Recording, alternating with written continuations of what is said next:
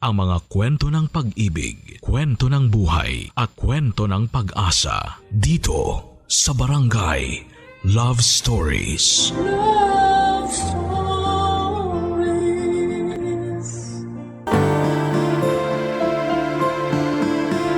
Paano kung hindi mo inaasahan ang isang bagay na inaasahan mo?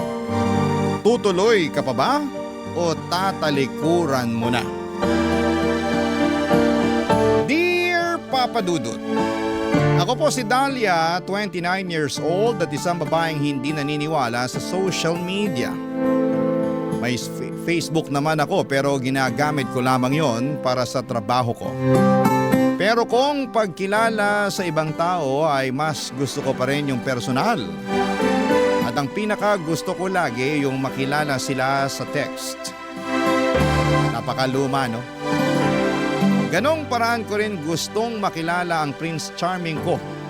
Kaya naman noong nakita ko na si Raj, 31 years old, ay hindi ko na pinalagpas ang pagkakataon na maging text mate siya. Nakita ko noon si Raj at ang kasama niyang isa pang lalaki sa bar kung saan ako nagwo-work bilang isang waitress. Una pa lamang ay nagustuhan ko na siya, Papa Dudut. Kaya naman hindi na ako nagpatumpik-tumpik pa. Inutusan ko ang isa kong katrabaho na kunin ang number niya. Akala ko noon ay hindi niya ibibigay dahil nga sa hindi pa niya ako nakita. Nagtiwala ito at ibinigay ang kanyang number hanggang isang gabi ay tinext ko siya. At doon na kami nagsimulang dalawa, Papa Dudut.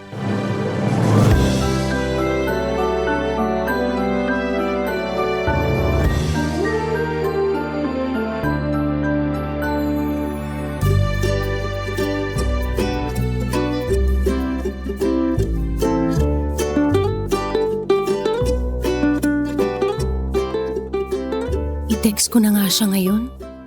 Hi! Ako nga pala yung kumuha ng number mo sa bar.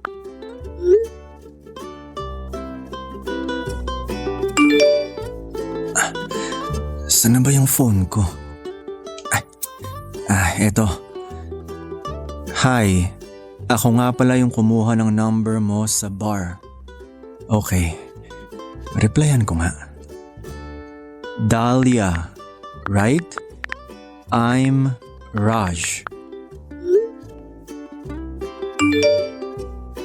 Alam ko ay mali. Hi Raj! Kumain ka na ba?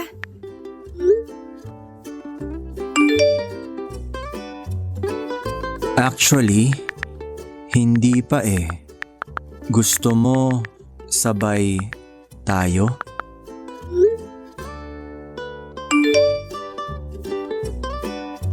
Gusto ko yan. Masarap pa naman ang ulam ko ngayon.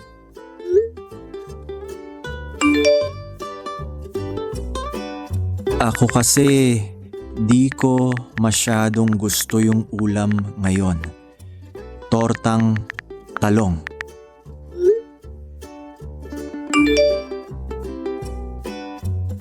Nako, di nga masyadong masarap yang ulam mo. Hihi, joke.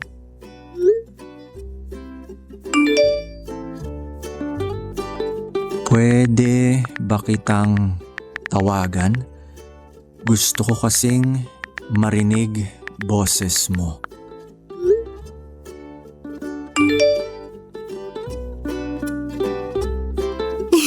Ano ba yan? Sige.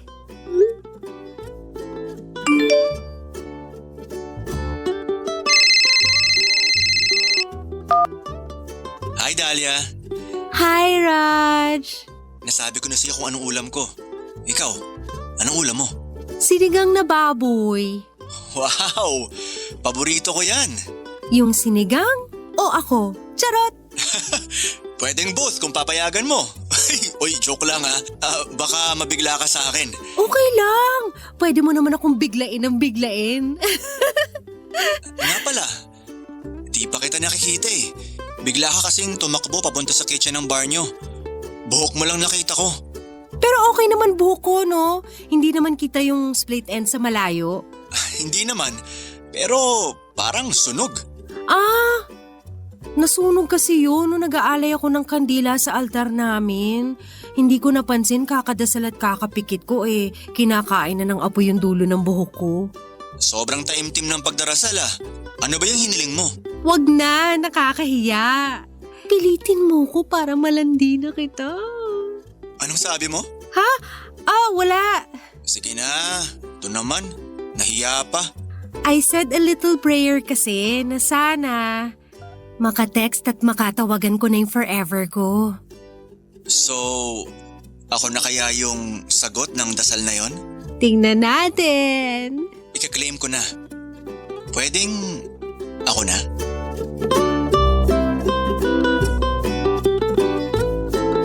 Sobrang kilig ko talaga, Papa Dudut. Nung unang try ko pa lamang nalandiin siya ay kumagat na siya. At mula nga noon ay tuloy-tuloy na ang pag-uusap namin. Sinabi ko sa kanya na una pa lamang ay wala na akong balak tingnan o kausapin siya sa kahit na anong social media tulad ng Facebook at naunawaan naman niya yon. Pabiro pa nga nitong sinabi na lugi raw siya kasi ako ay nakita ko na siya. Samantalang siya hindi niya ako pwedeng makita pa. Sabi ko sa kanya konting hintay pa at magkikita rin kami. Mas maganda naman sa personal na magkita, hindi ba? Pumayag siya na maging textmates o minsan ay nagtatawagan kami bago matulog. Natuwa nga rin siya sa huli kasi feeling daw niya bumalik siya sa 90s hanggang early 2000 kung saan ay patok na patok ang textmates. And speaking of patok, sobrang patok na patok ako kay Raj. Dahil lahat ng mga gusto niya ay gusto ko rin. Well, kung magpapakatotoo ako ay marami akong pagpapanggap na ginugusto yung mga bagay na gusto niya rin para syempre dagdag ganda points, hindi ba, Papa Dudut?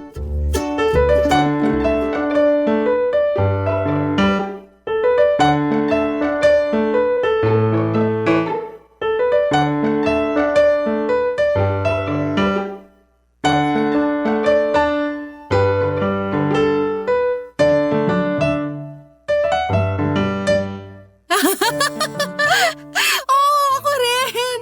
OMG, parehas tayo! Talaga? Grabe, Dahlia. Ang dami pala nating in common, no? Parang meant to be. Meant to be A. Friends, B. Lovers, C. Lovers. Oh, bakit naulit yung lovers? Para piliin mo yung lovers. Ito naman, nakakainis. Oo nga pala, speaking of nakakainis, alam mo ba, sobrang inis ako kapag may pinyang pizza. Hala, gusto ko ng pineapple sa pizza. Paano na to? Ay, yak! Yes, Kadiri, hanggang kabilang buhay. No to pineapple sa pizza. Anong kala nyo dyan, dessert? Exactly! Hindi bagay! Pero tayo bagay. True!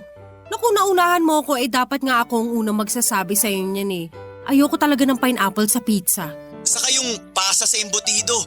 Grabe yun! Ayoko nun! Bakit pati pasas sa embutido ayaw mo? Kahit pasas lang naman ang buong embutido, ayos lang sa akin Ew! OMG! Sa payang ayaw ko talaga. Pasas?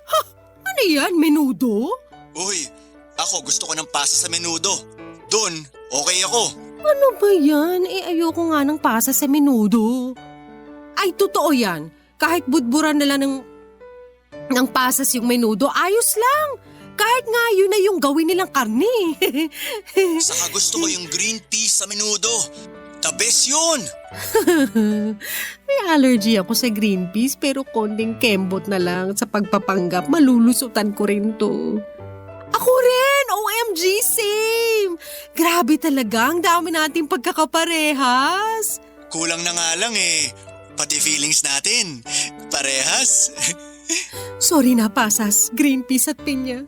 Nadamay kayo sa pagpapanggap ko pero worth it Wala naman ako nakikitang ibang dahilan para hindi tayo maging magkaparehas. This is so meant to be. Papadudot, nagawa ko lang naman talagang magpanggap dahil gusto ko siya. Huwag na tayong magmalinis, minsan o madalas ay ginagawa nyo rin namang magpanggap para magustuhan kayo ng taong gusto ninyo. Saka na lang ako aamin at babawi sa kanya kapag naging kami na. Pero paanong magiging kami, parang ayaw pa niyang diretsahin sa akin na gusto niya ako eh. Ang obvious na kaya na-bet niya ako. Ay sana'y umamin na siya para tuloy-tuloy na ang kasiyahan ko, papadudot. Barangay Love Stories. Barangay Love Stories. Bukod sa direktang pag-amin niya ng feelings sa akin ay may isa pa akong problema kay Raj. Lagi rin po itong umiiwas kung napupunta na sa usapang pagkikita. Ilang buwan na kaming magkausap na dalawa at wala raw siyang ibang kausap na babae kundi ako lamang. Siyempre kinilig ako doon. Ganon din naman ako sa kanya. Mula noong nakatext ko na siya ay wala na akong ibang pinaglaanan ng atensyon ko kundi siya lamang. Binaliwala ko na lahat ng mga naka-fling ko noon. Sincero na ako kay Raj at sana ay seryoso rin talaga siya sa akin. Pero paano ko yon malalaman? Ayaw nga nitong ipakita sa akin kahit anino niya, papadudot.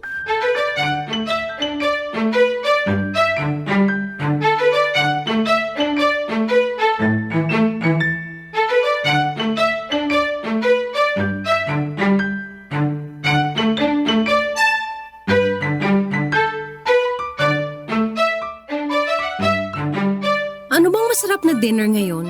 Masarap ang tinola. Panalo yun, lalo na't medyo malamig na at paambon-ambon pa sa labas. Mukha ngang masarap yan. Bakit pa ayaw mo makipagkita sa akin, ha? Ilang buwan na tayo magkausap pero hinibuhok sa legs, hindi ko man lang makita. Wala akong buhok sa legs, di ba? Nasabi ko na sa'yo yan. Ayo, walang buhok? Sana all. Teka nga, hindi yan yung gusto kong puntuhin dito eh. Bakit ba ayaw mo makipagkita sa akin, ha? Kasi nahihiya pa ako eh. Saka baka wala akong mailabas na confidence kapag nagkaharap na tayo. Ano bang wala kang maipakitang confidence? Ayan oh. Tignan mo nga, talo mo pa ang kandidata sa pageant dahil nag-uumapaw yung confidence mo. Sa text at tawag, oo. Pero syempre, iba pa rin sa personal. Nakakahiya eh. Paano kung di mo magustuhan na itsura ko? Ano bang hindi ko magugustuhan? Kaya ako nga pinakuha number mo dun sa kawork ko kasi gusto ko itsura mo eh. Parang baliktad. Dapat ako yung hindi pa confident makipagkita sa'yo kasi hindi mo pa ako nakikita talaga. Teka nga. Anong teka nga? Kaya ba ayaw mo talaga makipagkita sa akin kasi nag-aalangan ka sa itsura ko, no? Uy, grabe. Hindi naman, kaya lang... Kaya lang ano? Natatakot ka na sa unang date natin, hindi mo magugustuhan ang itsura ko? Sobrang babaw naman ata. Kung magsalita naman to eh. Samantalang itsura ko naman yung naging basehan mo para kunin yung number ko. Raj 1, Dahlia 0. O siya, panalo ka na. Pero hindi ka dapat mag-worry sa itsura ko. Hindi naman sa pagbubuhat ng sofa. Di ba bangko yun? Parehas lang naman yun na inuupuan. Che! Anyway, hindi naman sa pagmamayabang, no? Pero may ilalaban din naman ang mukha ko, no? Saan ilalaban? Sa sabungan? I-joke lang, wag pikon. Ikaw namumuro ka na sa akin. Ito naman? Nagtatampo agad? Kasi nakakainis ka eh. Ganyan lagi paraan mo para makaiwas ka na kitain ako. Uy, hindi ah. Ewan ko sa'yo.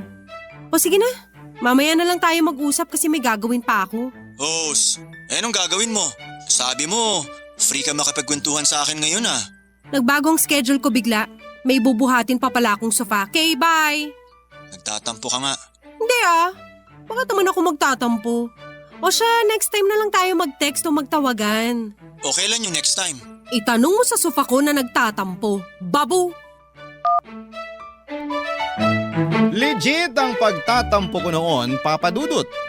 Nakakahiya nga ang inasta ko kasi hindi naman kami magkarelasyon para mag-demand ako sa kanya ng date. Pero hindi ba gets nyo naman yung feeling ko? Ang tagal na naming magkausap pero wala pa rin akong napapala sa kanya. Paano namin ito imumove sa next level, hindi ba? Ano yun, usap-usap na lang? Hindi pwedeng ganun, no?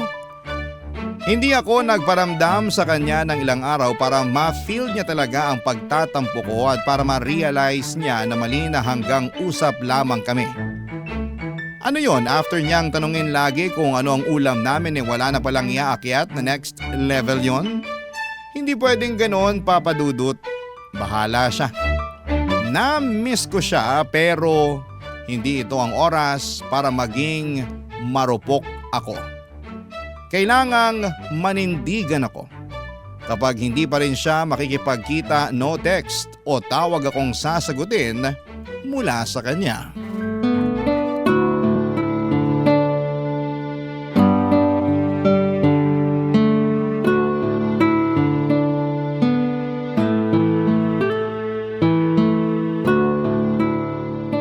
O ano? Nagtatampo ka pa rin ba? Obvious ba? Sorry na. Ewan ko sa'yo. Ayaw ko tang kausap. Tingnan mo tong taong to. Ikaw tong tatawag-tawag sa akin tapos biglang ayaw mo akong kausapin. Hindi kita tinawagan, no? Aksidente kong naupuan yung phone at ikaw yung nadial. Pero ang bilis mong kunin yung phone mo mula sa pagkakaupo mo ah. Pagkasagot ko, nag-hello ka agad. Kasalanan ko ba kung mabilis yung kamay ko? Ikaw nga, isang ring lang, sinagot mo na agad. Di ba nga? Isang ring pa lang pero mula sa di umano'y pagkakaupo mo sa cellphone mo pero nasagot mo agad. Di ka pa kasi umamin dyan. Miss mo ako, no? Ay, ang grabe ng confidence, ha? Yan ba yung sinasabi mong wala kang confidence kaya ayaw mo makipagkita sa akin? In-open up na naman po niyang meet up namin. Malamang, kaya nga kita tinawagan, di ba? Akala ko ba di mo ko tinawagan? Hindi nga kita tinawagan. Naisip ko lang natawagan ka nung nadial na ng puwet ko yung number mo sa phone ko. Kaya inisip ko na lang na sign yun. Kaya yun, tinuloy ko na lang na tawagan ka tsaka… Namiss din kita. Ewan ko sa'yo. Ayaw kitang kausap. Okay. Tingnan mo, sinukuhan mo na agad ako. Ilaban mo naman ako. Hoy, nagtatampo ko. Siyuin mo ako. Mawawala ba yung pagtatampo na yan kapag pumayag na ako magkita tayo? Say, Friday night? Mawawala ng slide pero makakabawi ka. Kung ililibre mo ako ng dinner at take-out ng meal para sa almusal ko kinabukasan. Okay, so it's a date then. Hindi ka lugi sa itsura ko, promise.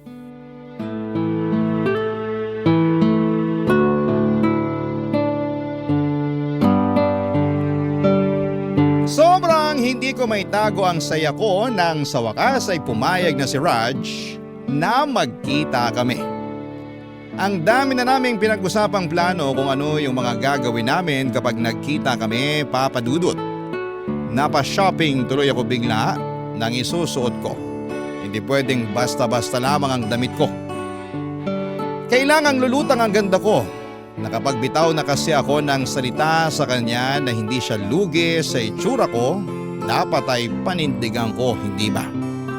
Hindi nyo alam kung ilang santo ang dinasalan ko para lamang hindi masyadong bukang-buka ang pores ko. At sana hindi ako magka-pimple sa araw mismo ng pagkikita namin. Nag-scrub na rin ako ng katawan para makinis at malambot-lambot ang aking balat. Kasi syempre baka naman after namin kumain balak niyang mag-cuddle, hindi ba, Papa Dudut? At least, ready ang aking skin sa araw na yon. Barangay Love Stories. Barangay Love Stories. Nang dumating na ang araw kung kailan kami magkikita ay sobrang kaba at saya ang magkahalo kong nararamdaman noon. Dumating ako sakto sa oras sa resto kung saan kami magde-date. Bago ako pumasok sa loob ay chinek ko muna ang sarili ko sa salamin at saka nagdagdag ng pabango. Medyo kumupas na ata ang pabango ko habang naghihintay ng taxi. Nang pumasok na ako ay panay ang lingon ko para hanapin si Raj. Hindi naman problema yon sa akin dahil alam ko naman ang mukha niya pero wala siya doon sa pwesto kung saan niya sinabing nakaupo siya. Bagkos, may isang lalaki doon ang busy sa kanyang cellphone. Napakunot noo ako dahil pamilyar sa akin ang lalaking ito. Hindi muna ako lumapit at nang makumpirma ko kung sino siya, ay nanlaki ang mga mata ko. Ito yung katabi ng lalaking gusto ko. Nako, ibang lalaki yung kinuhanan ng number ng katrabaho ko. Paano na ito, Papa Dudut?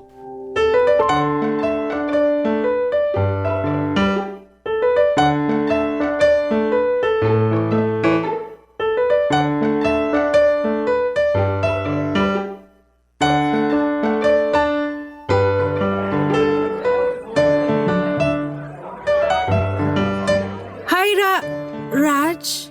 Yes, ikaw si Dahlia? Yes? Wow, di nga ako lugi sa'yo. Pabango mo pa lang, pwede ko nang i-take home. Oy, joke lang. Huwag ka ma-offend please. Ah, hindi naman. Okay ka lang ba? Parang namumutla ka eh. Wala. Medyo nahilo lang ako dun sa taxi na sinakyan ko kanina papunta rito. Oh, ganun ba? Teka, maupo ka muna. Uminom ka ng tubig at kukuha kita ng kape bago tayo umorder ng food. Maganda yun para mawala yung hilo. Ganyan din kasi ako eh. Mahiluhin. Waiter? No, okay na. Kailangan ko lang talaga maupo. Okay na ako sa tubig. Sigurado ka bang okay ka lang? Kinakabahan naman ako sa'yo. Unang kita natin to tapos hindi ka pa okay. Nako, hayaan mo ako. Okay na okay ako. Woo! Ang saya! Ang saya! Hindi ka okay eh. Kilala kita. Ikaw din, kilala kita. Kilalang kilala. Malamang. Matagal na tayong magka-text eh. Hindi mo naiintindihan pero kilalang kilala kita. Ha? Ikaw yung kaibigan nung dapat... Dapat ano? Wala. Sige, kuha mo na ako ng kape. Mukhang dumoble yung hilo ko eh. Waiter! Dapat ano? Ano? Ikaw yung kaibigan nung dapat... Dapat ka-text ko ngayon. Ang labo. Pakiklaro naman please. Nalilito ako eh. Nagkamali yung katrabaho ko, okay? Dapat yung number ng friend mo yung kinuha niya at hindi yung sayo. So, di ka pala interesado sa akin, ganon? All this time, kala ko gusto mo ko. Yun pala, ibang taong nasa utak mo habang ka-text ako. Pero kasi... Okay lang ba na magkape muna tayo? Umorder kami ng kape. Ang awkward talaga, Papa Dudut, at hindi ko alam kung bakit bigla akong napabulalas tungkol doon. Dapat kasi hinintay ko munang matapos ang date namin saka ko sinabi sa kanya ang katotohanan. Ayan tuloy, mukhang mapupornada ang free dinner and take-out ko para pang almusal ko kinabukasan. Panakaw-nakaw akong tumingin sa kanya. Ganon din siya sa akin. Actually, hindi naman masama ang itsura niya. Gwapo rin naman siya. Yung kaibigan niya lang kasi ang nagustuhan ko talaga kasi moreno. Yun yung hilig ko pero kung tutuusin ay okay na rin siya.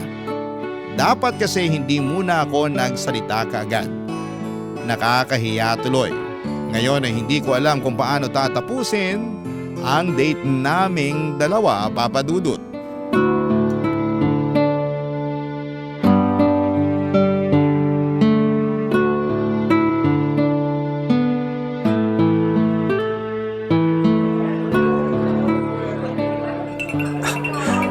Pabalik na sa pagiging powder yung kape mo, kakahalo mo dyan. Sorry. Saan?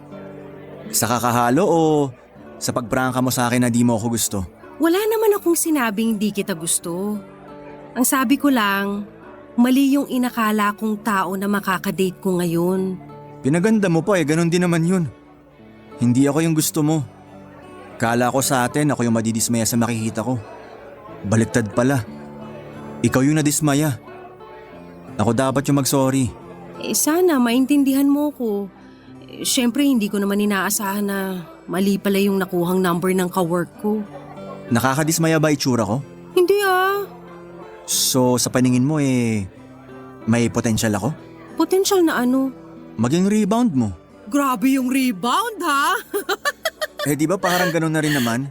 Sige na, i-rebound mo na ako, di ako magrereklamo. Gamitin mo ko, Dahlia, gamitin mo ko. Nakakainis ka. Huwag mo ka masyadong patawanin. Ay, sakit sa tiyan. Di ba plus points kapag napapatawa namin kayo mga babae? O paano yan? 3 points na ba ako sa puso mo? Baliw! Pero oo nga, gusto namin na napapatawa kami. Raj 1, kaibigan ni Raj 0. Ano bang pangalan ng kaibigan mo, ha? Alam ko rebound mo ko ngayon pero hinay-hinay lang naman sa pagtatanong tungkol doon sa crush mong kaibigan ko. It really hurts. Ang magmahal ng ganito kung sino pa yung katext mo ang kaibigan mong gusto. O siya, hindi ko naalamin pa. Wag na. Kasi interesado ka na sa akin, no? Actually, mas interesado ako sa libreng dinner at takeout na pang breakfast ko bukas. Ito na yung simula ng paggamit mo sa akin. O sige pa, Dahlia. Gamitin mo pa ako. Gamitin mo ng todo. Ano ba sabi na kasing tumigil na? Di naman sa paninira dun sa kaibigan ko Pero ako, kaya kitang ilibre kahit hanggang dinner next week. Kahit i-take home mo pa yung waiter para may tagalapag ng kutsara mo. Yan ba yung walang confidence, ha? Nilalaban mo ako sa lakas ng loob mo, eh. Lumalakas lang naman yung loob ko kapag ngumingiti ka. Order na tayo ng waiter. Food ng waiter. I mean, food dun sa waiter. Kahit litong-lito ka na dyan sa mga salita mo, basta wag lang sa feelings mo. Okay na ako. Ewan ko sa'yo. Ano ba yung order mo? Kahit ano na pwede hanggang dinner next week. Sabi mo eh. I-take out mo na kaya yung chef para hanggang next month na. Pwede bang ikaw na lang yung i-take out ko? Para hanggang forever na? Dahlia 1, Raj 0. Minsan talaga ay may mga plano tayo na hindi nagagawa o natutupad. Pero hindi naman ibig sabihin noon hindi na pwedeng maging masaya at maganda ang kalalabasan. Tulad na lang noong sa amin ni Raj, hindi naman talaga ito yung plano pero para bang tinadhana para masira ang unang plano ko para mapunta ako sa plan B kung saan ay makikilala ko si Raj. At aaminin ko ito ang pinakamagandang nangyari sa lahat. Magtatatlong taon na kaming magkarelasyon ni Raj, Papa Dudut. Pinagtatawanan na lang naming pareho ang pagkakamaling ito sa aming nakaraan. Isang pagkakamali na nagbigay daan para makilala namin ang tamang tao para sa amin. Ang saya, sobrang saya. Maraming salamat po sa pagbasa ng aking liham, Papa Dudut. Ang inyong kapuso at kabarangay forever, Dahlia. Nakakaantig naman talaga ang ating kwento. Ikaw ba, kabarangay? Nakarelate ka ba sa story natin ngayon? Kwentuhan naman tayo dito sa comment section.